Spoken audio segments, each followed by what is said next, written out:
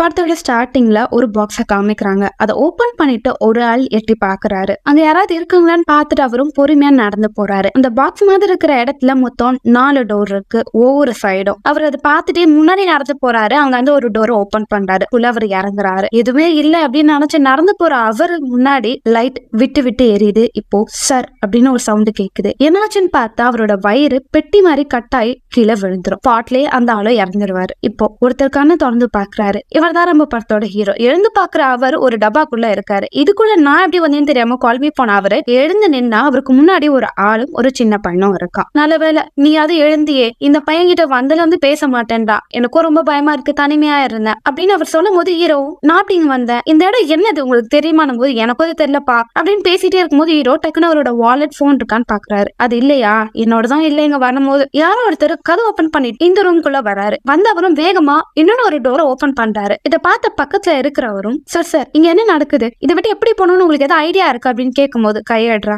அப்படின்றாரு. அவரோட கையில அடிபட்டிருக்கு. இவங்க எல்லாம் பயந்து குழம்பிட்டே இருக்கும் போது அவர் வேகமா மேல இருக்கிற ஒரு டோரை ஓபன் பண்றாரு. ஓபன் பண்ண உடனே படத்தோட ஸ்டார்டிங்ல இறந்து போனவரோட பாடி கீழே விழுந்து இதை பார்த்து அங்க இருந்து எல்லாருமே கதற ஆரம்பிக்கிறாங்க. அப்படி அவங்க பார்த்துட்டே இருக்கும் போது இப்போ மேல இருக்கிற ஒரு டோர் ஓபன் ஆகுது. அதுல இருந்து ஒரு பொண்ணு வராங்க. குட் ஆஃப்டர்நூன், நீங்கெல்லாம் ஏங்க இருக்கீங்க அப்படின்ற கேள்வியை கேக்குறாங்க. இங்க அந்த படத்தோட பேரை போட்டு ஸ்டார்ட் பண்றாங்க. இப்ப அந்த பொண்ணு கீழே விழுந்த அந்த பாடியை உத்து பாக்குறான். என்னது இது அப்படின்னு கேட்கும் போது எல்லாருக்கும் கொஞ்சம் பயமா இருக்கு. இப்ப அங்க இருந்த ஒருத்தரும் நான் இங்க இருந்து தப்பிக்க போறேன் அப்படின்னு சொல்லிட்டு கதை ஓபன் பண்ணிட்டு வேகமா போகும்போது அங்க தாடி வச்சிருக்கிறவரும் இருறா அப்படின்னு சொல்லிட்டு அவர்கிட்ட அந்த ஷூவை கீழே போறாரு. போட்ட உடனே இப்ப அது எரியுது. இங்க நிறைய ட்ராப் இருக்கு அப்படின்றத சொல்றாங்க. இப்போ எல்லாருக்கும் குழப்பமா இருக்கு. அங்க அந்த பொண்ணும் எல்லாமே உங்க பேரை சொல்லுங்க அப்படின்னு சொல்லிட்டு அவளோட பேரை சொல்றான். ஹீரோ பேரு ஓட்டோ, சைலண்டா இருக்கிற பேரு ஒச்சி, அந்த தாடி வச்சிருக்கிற பேரு ஐக். அந்த குட்டி பையன் ரொம்ப சைலண்டா இருப்பான், யார்கிட்ட பேச மாட்டான். இப்ப அந்த தாடி வச்சிருக்கிறோம் நான் போறேன் அப்படின்னும் போது ஒச்சியும் சார் சார் ஏன் போறீங்க, உயிரோட இருக்கணும்னா என் கூட வா அப்படின்னு சொல்லிட்டு அவரு அந்த ஷூ வச்சுட்டு ஒரு இடத்தையா ஓபன் பண்ணி பாத்துட்டே போறாரு. அப்படி அவங்க ஒரு ரூமுக்கு போகும்போது எல்லாமே எப்படி இங்க வந்தோம் அப்படின்ற குழப்பத்துல இருக்காங்க. அப்போ ஒச்சியும் என்ன சொல்லுவானா, நான் ஒரு கடையில வேலை பார்த்திருந்தேன். நைட்டு நான் லேட்டா வீட்டுக்கு போயிட்டே இருக்கும்போது இருட்டா இருந்தது. கணத்தை வந்து பார்த்தா நான் இந்த ரூம்குள்ள இருக்கேன், எனக்கு தெரியல எப்படி இங்க வந்தேன் அப்படின்றத ஒச்சி சொல்றான். ஹீரோ நான் வீட்டுல நல்லா தூங்கிட்டு இருந்தேன், எழுந்து பார்த்தா நான் இங்க இருக்கேன் அப்படின்னும் போது அங்கதான் ஒரு பொண்ணும் அப்போ நம்ம எல்லாம் கனவுல இருக்கோமா, அதாவது ஹீரோட கனவுல வாய்ப்பே இல்ல, நம்மளுக்கு எல்லாமே ரியலா தெரியுதே அப்படின்னு சொல்லி ஒருத்தவங்க ஒரு விஷயம் பேசிக்கிட்டே இருக்கும்போது அந்த குட்டி பை எல்லாரையும் பார்த்து முறைச்சிட்டு குடிஞ்சுக்கிட்டே இருப்பான். இப்போ ஒச்சியும் ஒருவேளை இது டிவி ஷோவா, நம்மள வச்சு எல்லாம் காமெடி பண்றாங்க போல, யாரா அவன், இங்க தானே கேமரா வச்சிருக்கீங்க, எங்களை வெளியே விடுறா அப்படின்னு சொல்லி கத்திக்கிட்டே இருப்பான். இப்ப தாடி வச்சிருக்கிறோம் வாய மூடு, நம்ம இங்க இருந்து போகணும் அப்படின்னு சொல்லிட்டு திரும்பவும் அவரு கதை ஓபன் பண்ணிட்டு அந்த ஷோவை போட்டு செக் பண்ணிட்டே இருப்பாரு. அங்க அந்த கம்பியில அது ஸ்பாயில் ஆயிடும். ஹீரோ கிட்ட உன் ஷோ கூட அப்படின்னும் போது எதுக்கு நம்ம ஷூ வச்சு ட்ரை பண்ணணும், வேற ஏதாவது வழி பார்க்கலாம்ல. அப்படியா சரி நீ ஐடியா சொல்லு, எனக்கு இப்ப எந்த ஐடியாவும் தோணல, அப்ப வாய மூட்டாரு அப்படின்னு சொல்லிட்டு ஹீரோட ஷூவை வச்சுட்டு திரும்ப அவங்க எக்ஸ்பெரிமெண்ட் பண்ணிட்டு ஒரு ரூமா மூவ் பண்ணிட்டே போவாங்க. அப்படி போகும்போது ஒரு ரூம்ல அவங்க இறங்குவாங்க. ஒச்சிக்கு இந்த ரூம்ல தானே நம்ம முதல்ல வந்தோம், எனக்கு ஒரே ரூம்ல நம்ம சுத்திக்கிட்டு இருக்க மாதிரி தோணுது அப்படின்னும் போது ஹீரோ கீழே குனிஞ்சு பாப்பாரு. அங்க ஒரு பட்டன் இருக்கும், இதை எடுத்து வச்சுப்பாரு. சரி நம்ம நிக்க வேணாம், நம்ம இங்க இருந்து உடனே போயிட்டே இருக்கணும் அப்படின்னு சொல்லிட்டு திரும்பவும் அவங்க டோர் ஓபன் பண்ணிட்டு போயிட்டே இருப்பாங்க. அப்படி எல்லாமே போகும்போது ஹீரோ மட்டும் குழப்பத்திலே நிற்பாரு. அந்த குட்டி பையனும் போகாம நின்றுகிட்டு இருப்பான். இப்ப என்ன அப்படியே போயிட்டே இருக்கும் போது ஒரு டோர் ஓபன் பண்ணிட்டு எல்லாம் போவாங்க. அப்படி போகும்போது ஹீரோ சில கேள்வியை கேட்பாரு. இங்க ஏதாவது வரைமுறைகள் இருக்கா, அதாவது சில டோர்ஸ் ஓபன் பண்ணக்கூடாது, இல்லைன்னா சில டோர் ஓபன் பண்ணா அதுல எதுவுமே இருக்காது அப்படின்னு ஏதாவது வரைமுறைகள் இருக்கா அப்படின்னு சொல்லி தாடி வச்சிருக்கிறவர்கிட்ட கேட்பாரு. ஆனா அவரும் ஒண்ணுமே சொல்லாம அப்படி கதவு ஓபன் பண்ணிட்டு போயிட்டே இருப்பாங்க. இப்படி அவங்க எல்லாம் ஓபன் பண்ணிட்டு போகும்போது ஹீரோ அந்த டோர் ஓபன் பண்ணும்போது அந்த கதவுக்கு நடுவுல சில நம்பர்ஸ் இருக்குதா பாப்பாரு. இதுக்கு இங்க நம்பர் இருக்கு அப்படின்றத ஹீரோ யோசிப்பாரு. அந்த குட்டி பையனும் அந்த நம்பரை நல்லா ஒத்து பார்ப்பான். எதுக்கு எல்லா இடத்துலயும் நம்பர் இருக்கு, இந்த நம்பர் எதை சொல்ல வருது அப்படின்னு சொல்லி ஹீரோ யோசிச்சுட்டே இருக்கும்போது வேற ஒரு டோரை ஓபன் பண்ணுவாரு. அப்படி ஓபன் பண்ணி பார்த்தா உள்ள ஒரு வயசானவர் இருப்பாரு. அவரும் வாங்க தம்பி என்ன காப்பாத்த எல்லாம் வந்துட்டீங்களா, என்னப்பா ஒரு குட்டி பையனை போய் என்ன காப்பாத்த கூட்டிட்டு வந்திருக்கேன், நான் ஒரு கம்பெனில ஒர்க் பண்ணிட்டு இருந்தேன், கணத்தை வந்து பார்த்தா நான் இங்க இருக்கேன்ப்பா, சரி வாங்க நம்ம இங்க இருந்து போலாம் அப்படின்னு அந்த வயசானவர் சொல்லும் போது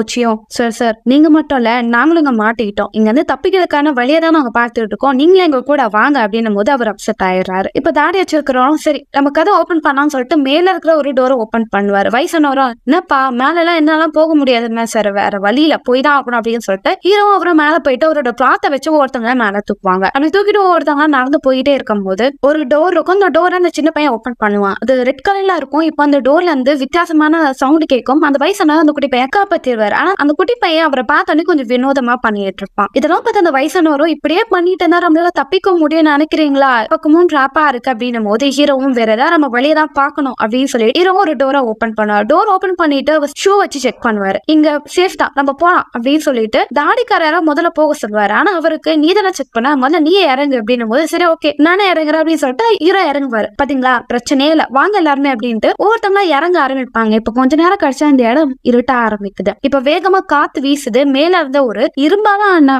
ஃபேன் இவங்க கிட்ட இவங்க நெசுக்க வருது. இதை பார்த்து எல்லாமே பயந்து போயிடறாங்க. இப்ப அந்த தாடிக்காரரும் எல்லாமே வாங்க கீழே இருந்து தப்பிச்சு போலாம் அப்படின்னு சொல்லி கீழே இருக்கிற டோர் ஓபன் பண்ணிட்டு எல்லாரையும் கூட்டிட்டு போயிடறாரு. ஆனா ஹீரோ மட்டும் பயந்துட்டே இருக்காரு. ஆனா கடைசியில ஹீரோவையும் கூட்டிட்டு வந்துடுறாங்க. இப்ப அந்த தாடிக்காரர் ஹீரோ போட்டு செம்மையா அடிப்பாரு. கொஞ்ச நேரத்தை எங்க எல்லாரையும் நீ சாக்கடிச்சிருப்படா, உனக்கு அறிவே இல்லையா அப்படின்னு திட்டும் போது வயசானவரும் அவனையும் திட்டுற, எல்லா வாட்டியும் நீ தானே போய் செக் பண்ணுவேன், இந்த வாட்டி அவனை விட்டுருக்க, உன்னோட ஈகோல இங்க காமிக்காது அப்படின்னு சொல்லிட்டு அந்த வயசானவர் எல்லாரையும் திட்ட ஆரம்பிப்பாரு. இதனால ஹீரோ கொஞ்சம் அப்செட் ஆயிருவாரு. அந்த குட்டி பையன் ஹீரோ கிட்ட போவான். இப்ப அங்க தரையில ஏதோ ஒண்ணு எழுத முயற்சி பண்ணுவான். ஆனா அவனால எழுத முடியாது. ஹீரோவும் இந்த பட்டனை யூஸ் பண்ண அப்படின்னு போது அந்த பட்டனை வச்சு அவன் ஏதோ ஒரு நம்பர்ஸை எழுதிக்கிட்டே இருப்பான். இப்ப ஹீரோக்கு சில விஷயங்கள் தோணுது. ஹீரோ வீட்டுக்கு போறாரு. அவருக்கு முன்னாடி ஒரு பையன் இருக்கான். பயந்து வேகமா அங்க ஓடி போறான். இப்ப ஹீரோவும் தம்பி உன் வயசு என்னன்னு போது அந்த குட்டி பையன் பேச மாட்டேன், எனக்கு 29. அப்பனா நீங்க அடல்ட் தானே? ஆமா, எனக்கு உங்களை சுத்தமா பிடிக்காது, பெரியவனாலே செல்ஃபிஷா இருப்பாங்க அப்படின்றத அந்த பையன் சொல்லிட்டு திரும்ப அதை எழுதிட்டு இருக்கான். எல்லாம் எழுதுறன்னு பார்த்தா அவன் ஒரு கால்குலேட் பண்ணுவான். எல்லா கதை வழியா வரும்போது ஒரு நம்பரை பார்த்துருப்பான். அந்த நம்பரை அவன் டிவைட் பண்ணிட்டு இருப்பான். ஹீரோ இதை பார்த்துட்டே இருப்பாரு. ஓ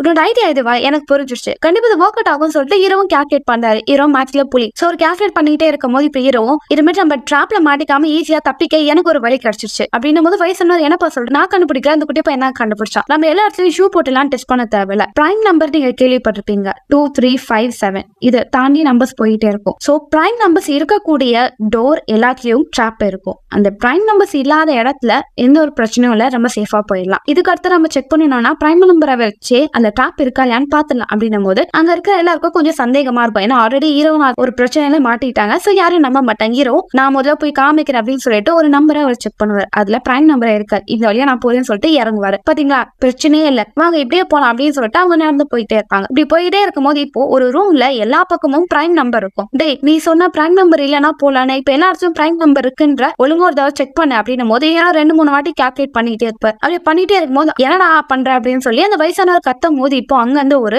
ஷார்ப்பான கம்பிகள் இவர் கிட்ட வந்துரும். பயந்து போயிருவாங்க. இப்பதான் தாடிக்காரர் யோசிப்பாரு, இரு நம்ம கத்துனா அந்த சவுண்ட்னால டிராப் வருது, அந்த சத்தமே போலானா பிரச்சனை இல்ல போலி அப்படின்னு சொல்லி 2-3 வாட்டி டெஸ்ட் பண்ணுவாங்க. சரி கத்துனாதான் அந்த சவுண்ட் வருதா இல்ல தட்டினாலும் அந்த சவுண்ட் வருதுன்னு எல்லாமே பண்ணி பார்த்தா மனுஷங்களோட வாய்ஸ்ல வர ரேடியேஷன் மூலியமா இந்த டிராப் வருது. சோ சத்தமே போலாம எல்லாருமே பொறுமையா நடந்து போயிட்டே இருப்பாங்க. அப்படி நடந்து போயிட்டே இருக்கும்போது ஒச்சி போவோம். ஒச்சிக்கு பின்னாடி அந்த வயசானவர் வருவாரு. அப்படி வரும்போது ஒச்சிக்கு பக்கத்துல இருந்த ஷூ நவந்து கீழே விழுந்துரும். விழுந்த உடனே அந்த வயசானவர் சத்தம் கொடுக்கும் போது இப்ப அந்த கம்பிகள் ஸ்ட்ரைட்டா இவர்கிட்ட வருது. ஆனா எல்லாம் தப்பிச்சு போயிடுவாங்கன்னா வயசானவர் காலை மட்டும் ஒரு கீழே போட்டுருது. இதனால அவர் இறங்கி வந்து அவனை போட்டு செம்ம திட்டுவாரு. இங்க இருக்கிற எல்லாமே ஏதாவது ஒரு பிரோஜனமான விஷயத்த பண்றாங்க, ஆனா நீ தான் தண்டத்துக்குன்னு இருக்க, உன் வயசானால இவ்வளவு கெத்தாம தெரியுமா, ஏன்டா இப்படி இருக்க அப்படின்னு சொல்லிட்டு அவன் தெரியாம பண்ண தப்புக்கு அவனை பயங்கரமா அப்படி திட்ட ஆரம்பிப்பார். இதனால அவன் பயங்கரமா கோவப்படுவான். ஆனா அவர்கிட்ட பேசாம சைலண்டா இருப்பான். இப்ப ஹீரோவும் அங்க வந்து ஒரு ப்ளூ மேப்பை பார்த்திருப்பாரு. அதாவது இந்த பாக்ஸ் வந்து எவ்வளவு மீட்டர்ஸ் இருக்குன்னு ஆல்ரெடி யாரோ ஒருத்தவங்க கால்குலேட் பண்ணிருப்பாங்க. சோ அந்த ப்ளூ பிரிண்ட் அவன் பார்த்திருப்பான். இதை வச்சு பார்த்தா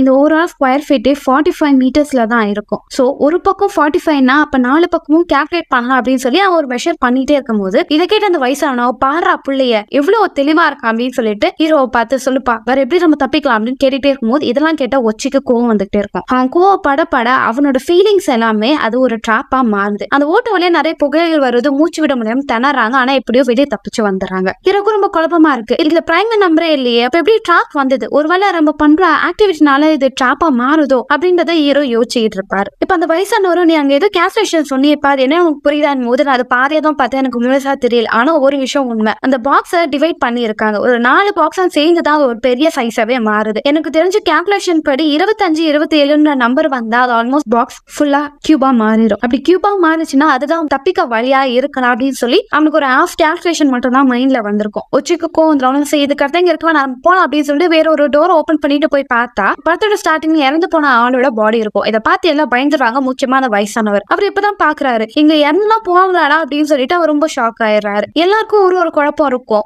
முக்கியமா உச்சிக்கு நம்ம உயிரோட இருப்போமா, இப்படி போறது நம்ம யூஸ் தானா, ஆரம்பிச்ச இடத்துலயே வந்து நிக்கிறோமே, இதெல்லாம் பிரயோஜனமே இல்ல அப்படின்ற மாதிரி சொல்லுவான். எல்லாருக்கும் இந்த குழப்பம் இருந்துட்டே இருக்கும். இப்ப அந்த தாடி வச்சுக்கிறோம், நம்ம டைம் வேஸ்ட் பண்ண தேவையில்ல. நம்ம இருக்கிற ஒவ்வொரு நடையும் நம்ம டேஞ்சரஸான ஒரு இடத்துல மாட்டிக்கிறோம். நம்ம மூவ் பண்ணி அப்படின்னு சொல்லிட்டு மேல இருந்து ஒரு டோர் ஓபன் பண்ணிட்டு ஹீரோவும் தாடிக்காரரும் போயிடுவாரு. ஹீரோவும் அவர்கிட்ட உங்களோட ஒய்ஃப் வேற யாராவது வீட்டுல இருக்காங்களா, அவங்க ஏதோ முக்கியமான விஷயமா நீங்க உடனே போகணும்னு சொல்றீங்க, இல்லன்னா ஒரு டைம் கருத்து நம்ம எல்லாம் இங்க மாட்டிப்போமா, எதை வச்சு நீங்க டைம் ரொம்ப முக்கியம்னு சொல்றீங்க அப்படின்றத கேட்கும் போது அவர் ஒண்ணுமே சொல்லாம துணி கூட அப்படின்னு சொல்லிட்டு எல்லாரையும் மேல தூக்கிட்டு இருப்பாரு. அப்படி அந்த குட்டி பையன் வரும்போது ஹீரோனோட கையை பார்க்கும்போது அவரோட தம்பி ஞாபகம் வரும். அதனால அப்படியே பயந்து போயிருவாரு. உடனே தாடிக்காரன் நீ தள்ளுறானா அவனை காப்பாத்துன்னு சொல்லி தூக்கி விட்டுருவாரு. நீ கொஞ்சம் தெளிவா இல்ல, ரிலாக்ஸ் ஆயிரு அப்படின்னா தாடிக்கார ஹீரோ கிட்ட சொல்லிட்டு பேசிட்டே இருக்கும்போது இப்ப அந்த குட்டி பையன் ஒரு இடத்துல கால்குலேட் பண்ணிட்டு இருக்கும்போது இங்க பிரைம் நம்பர் இருக்குப்பா அப்படின்னு சொல்லிட்டே இருக்கும்போது இப்ப அந்த கியூப் டக்குன்னு நகருது. அதனால அந்த பையன் தவறி உள்ள விழுந்துறான். அந்த வயசானவரும் எல்லாருமே பிடிக்க பார்ப்பாங்க. ஆனா உள்ள விழுந்தனால அந்த ட்ராப்குள்ள மாட்டிப்பா. அதுல ஒரு லேசர் லைட் வருது. இதை பார்த்து ஹீரோ அந்த பையனை காப்பதுக்காக இறங்கி போயிருவாரு. அந்த பையனை காப்பாத முயற்சி பண்ணும்போது இவர மேல ஒரு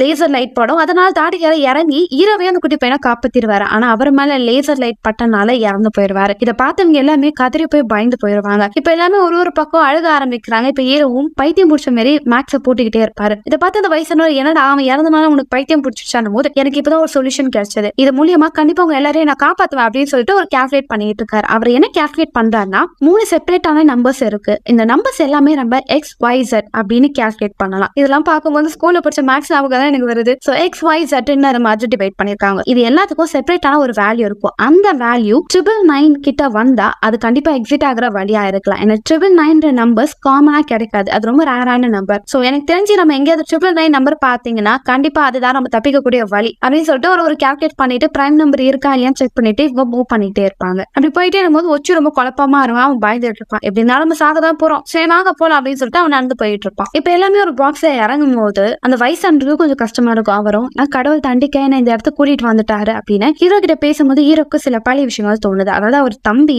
ஸ்கூல்ல நிறைய பேர் புல்லிங் பண்ணிருக்காங்க, அவன் ரொம்ப ஸ்ட்ரெஸ்ல இருந்திருக்கான். அவனெல்லாம் ஹீரோ பாத்துக்கிட்டு இருந்திருக்காரு. இப்படி அவர் பேசிட்டே இருக்கும் போது நான் கார்பரேட் கம்பெனில இருந்தப்பா கண்டிப்பா என்னால நிறைய பேர் பாதிக்கப்பட்டிருப்பாங்க, நான் நிறைய தவறான விஷயங்கள் பண்ணிருப்பேன் அப்படின்னு அவர் மறைச்ச விஷயங்கள் எல்லாம் ஒவ்வொன்னா சொல்லும் போது இப்போ டக்குன்னு நடுவில் ஒரு கம்பி வந்துருது. அவரும் ஒச்சியும் ஒரு பக்கம் இருக்காங்க, ஹீரோ அந்த பொண்ணு அந்த குடி பையன் ஒரு பக்கம் இருக்காங்க. இப்ப ஹீரோ சார் பயப்படாதீங்க நான் உங்களை காப்பாத்திடுறேன்னு சொல்லி அந்த கம்பியை புஷ் பண்ணுவான். ஆனா அவனால ஒன்னும் பண்ண முடியாது. இப்போ ஆப்போசிட்ல ஒரு டோர் இருக்கும். அத வயசானவரும் வேற வழி இல்ல, நான் இந்த வழியா தான் போய் ஆகணும், நான் என் வழியை தேடி போறேன் அப்படின்னு சொல்லிட்டு அந்த டோர் ஓபன் பண்ணிட்டு அவர் உள்ள போறாரு. அவர் உள்ள போன பிறகு ஒச்சியும் பாக்குறான். அவர் போக விட அதை தடு அவரை தடு அப்படின்னு சொல்லும் போது அவனும் அங்க போய் கதவை லாக் பண்ணிடுறான். இப்ப அவங்க போன பிறகு அந்த இரும்பு கம்பி அங்க வந்து போயிடுது. இப்ப அங்க போன ஒரு டோர் ஓபன் பண்றா. ஹீரோ ஆல்ரெடி சொன்ன மாதிரி 999 நம்பர் அங்க இருக்கு. இது அந்த பொண்ணு பாத்துட்டே இருக்கும்போது ஹீரோ அவங்க போன வழியா தான் நம்ம போகணும், அவங்களை நம்ம தனியை விடக்கூடாது அப்படின்னு சொல்லிட்டு அவங்க போன அதே வழிக்கு ஹீரோ போறாரு. அந்த பொண்ணும் அந்த பையனும் போறாங்க. இன்னும் ஒரு டோரையும் கிராஸ் பண்ணிட்டு போயிருவாரு. அப்படி அங்க ஒரு ஓட்டி ஓபன் பண்ணிட்டு இதுக்குள்ள ஏதாவது இருக்கா இல்லையா அப்படின்னு பாத்துக்கிட்டே இருக்கும் போது ஒச்சி வரான். ஒச்சியை பார்த்தா அவரும் என்கிட்டே வராத, எனக்கு உன்னை பார்த்தாலே பிடிக்கலடா, யங்ஸ்டர்லாம் எவ்வளவு பேர் ஆக்டிவா இருக்காங்க தெரியுமா, நீ ஒரு டல்லு, நீ எல்லாம் இந்த உலகத்துல பிறந்ததே வேஸ்டா அப்படின்னு சொல்லும் போது அவனுக்கு கோவம் வரும். எனக்கு உங்களை மாதிரி வயசானவங்களே பிடிக்காது, அதுலயும் இது மாதிரி யங்ஸ்டரா குறை சொல்லிக்கிட்டே இருக்கிறவங்கள எனக்கு சுத்தமா பிடிக்காது அப்படின்னு பேசிட்டு